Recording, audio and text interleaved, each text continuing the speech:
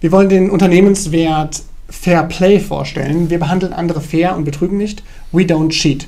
Olli, wie würdest du das für Mitarbeiter zusammenfassen? Dass wir versuchen, möglichst transparente und gut strukturierte Gehälter anzubieten. Das heißt, dass wir nicht irgendwie Geheimniskrämerei darüber haben, wer wie viel verdient.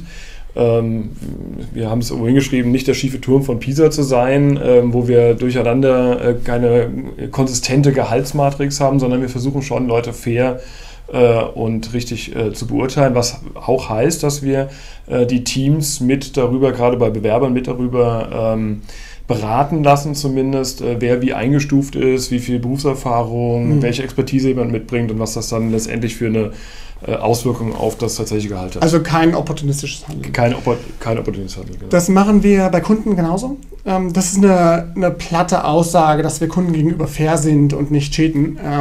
Ich will ein kurzes Beispiel dafür bringen. Wir haben gerade einen Wartungsvertrag mit einem sehr großen Konzern, die das vermutlich nie gemerkt hätten, abgeschlossen, die uns einen Betrag von 2.000 Euro im Monat gezahlt haben. Und wir haben dann festgestellt, wir leisten eigentlich nur für 300 oder 400 Euro.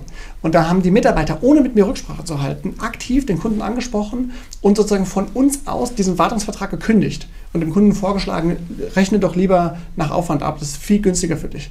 Eine Sache, die betriebswirtschaftlich eigentlich ein super GAU ist, aber unheimlich viel Vertrauen schafft und genau diesen Wert Fairplay lebt.